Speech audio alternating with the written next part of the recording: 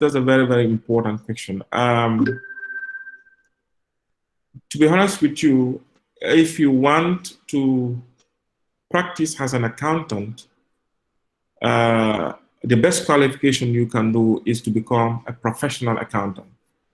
So to become a professional accountant, you have to do certain courses. ACCA is among them. Of course, is the one that is really, really common. You know, but you have other courses like the SIPA, that's the public accountancy one. You have the ACAEW, but usually that's available for residents of United Kingdom and Wales and stuff. And then you have another one, that's the CPA, is the equivalent of chartered accountancy in the US. You can do CPA as well. It's very, very good. Right, so why did I do ACCA and at the same time masters? You know, I just want to have the blend of the two, professional accountancy and also academic accountancy. It's really good to have both, but if you have to choose which one to do, to be honest, if you want your career to be accountancy, it is better you do ACCA or CPA or ACAEW, you know, stuff like that. Because you can have your master's degree. In fact, on top of your master's degree, you can have your PhD. You can even have 10 PhDs in accountancy, finance, or anything. But that won't make you to become a professional accountant. And if you're not a professional accountant, you cannot practice as a professional accountant. You cannot become an auditor. You cannot sign off anybody's account as an auditor because you've not qualified to do that. It's just like you know, somebody who studies physics. You can get a PhD in physics. Physics is very difficult. You could get a PhD in chemistry. It may be very, very difficult. But with your PhD in chemistry, let it be 10 PhDs, you know, with your PhD in physics, that can never make you a medical doctor. To become a medical doctor, you must do MBBS and you specialize, or MD if you are in the US. Okay, so it's all about professionalism. So if you want to become a professional accountant, your MBA, your PhD, your MSc in accounting or finance, or just name them, can never make you a professional accountant. It's 16 hours. That's why there is a particular, I won't name you the audit firm, but there is one of the famous audit firms in this country. The audit firm is owned by, you know, one dad. Of course, he's almost retiring. So now the sons are taking over. The eldest son studied finance and got an MBA or whatever, and then the one next to him is a chartered accountant.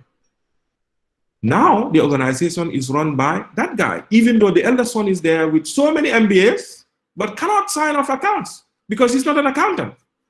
So please, as an advice to all of you, never underrate professionalism. And if you want to be rich, I mean, ask these you know, people who own these audit firms and so on and so forth. You know, ask these people who own these consultancy firms. You know, they make money like crazy. You understand? So please, when you complete your degree, the fastest route will be complete your degree, fine. If you ask somebody who is not very, very smart, you know, not everybody is that smart, because to be honest, to do ACCA, for example, and to qualify quickly, you need to be very, very smart. And on top of that, you need to strive very hard.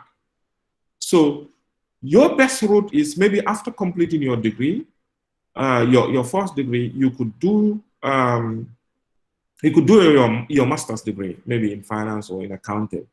So if you're lucky to do your master's degree in a university that is recognized by ACCA, for example, like if you're lucky to do your MSc in accounting or in finance in a UK university or any other Western university that is recognized by ACCA, they might waive off all the papers of the first 2 stages, and then you'll be left with the last 5 papers of AC. I know a lot of people who have done that. They went to do their first degree, did their master's degree, and then they got exemption from all the papers, because ACCA is about 14 papers.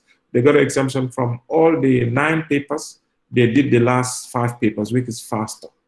Okay, so that's one way of doing it. Because by doing that, at least you are assured of getting your BSc. Your BSc is in your bag already, and your master's is also in your bag. Then even if you are not able to qualify, you don't have much to lose. Because to be honest with you, qualifying with ACCA is not easy. It's not easy at all.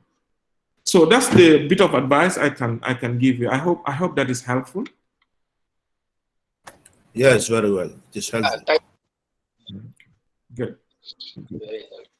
Good. So let's move on. So let's discuss about some housekeeping issues. So please, when you are, like I said, all the lectures will be online.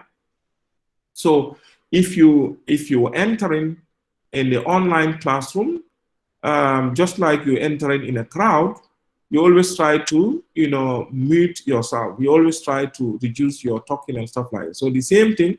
Make sure if you have people close to you, move away from them so that you don't disturb. Because once you click the link and you are accepted in, it's like you are in the crowd.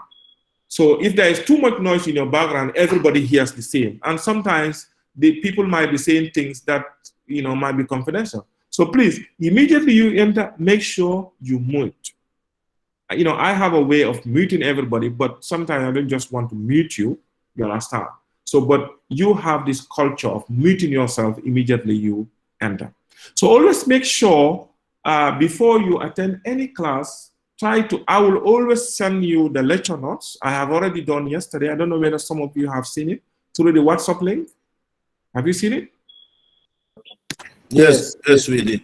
I sent you the syllabus. I sent you the first 2 lectures. Those are the two sets of lectures that we're going to use in our lecture 1 series. Okay, so please make sure you download them and save them on your machine. If you have a laptop, save them on your laptop, right? Okay, and if you can print them, it will be better. It will be the best. Print them and keep them in a file so you can practice as you go along. All the practices that we will be doing, we'll be doing online. We'll be doing a soft practice. We'll be answering questions using spreadsheet, using Google Sheets spreadsheet. Okay, so if you're wise enough, after doing those examples, please try and convert those. There is a way I'll show you how to convert Google Sheet file, spreadsheet file to Excel file. You can of course download it. You can download Google Sheet file into Excel file, and you can easily save it on your machine. I'll show you how to do that. So I'll advise you to do that. If possible, you can print it and file it with your with your notes, so that you can easily make reference. I hope this is clear, right? I hope I'm clear. It is, yes. Okay. It is, yes. Right. So if I post a question, before you talk, of course, you have to unmute, because if you don't unmute, nobody will hear you. Once you mute, now you are off. Nobody will hear you. So before you attempt to answer the question, you have to unmute your mic and then you talk. But don't talk unless and until you are permitted to do so. So every class will have a register. Just like in face-to-face class, there will always be a register that will be circulated. In our own case, our register will be online, and the register, I have designed it on Google Form. That was exactly what you filled before you come in here.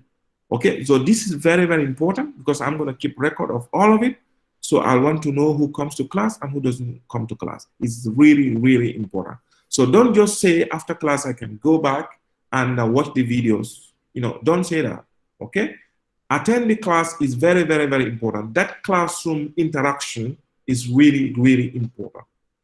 Okay? Of course, as those of you may be aware, all my lecture videos are recorded and then I'll upload them into YouTube. Okay, but don't just say that, you know, after class I can go back and watch you. It's completely different.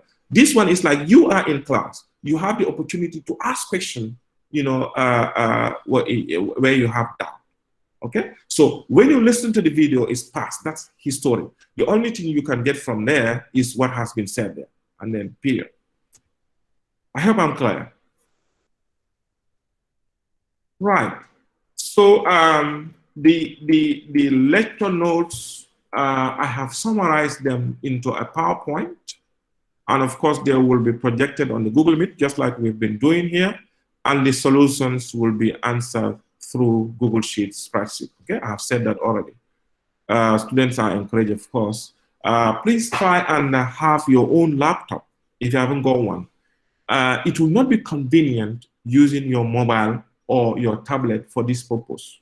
You know, laptops are they're not expensive. You know, you can get laptops for, you know, 5,000, for 6,000, for 7,000, and I'm sure for most of you, the mobile phones you are using are, you know, either 10,000 or even more. Some, I'm sure, some of you are using 30-something thousand mobile phones, like the iPhones and so on and so forth. Okay, so before you spend all that, try to spend at least 10,000 or at most 10,000 on a laptop. You know, you could get very good second-hand laptops for a cheaper, you know, price. In case some of you want, I know someone who brings in used laptops, but in good condition from UK, and the guy sells them between a range of 5,000 to 7,000. You know, so in case you need, I can give you the number for the guy, and then you can contact him. You can get a good laptop for a reasonable price. Okay, so please ensure that you have your laptop. Okay, so lecture videos, you know, I said that already, will be posted on YouTube. The notes will be on WhatsApp, and so on and so forth. Okay, so shall we move? Any questions, please? Any clarifications? Any contributions?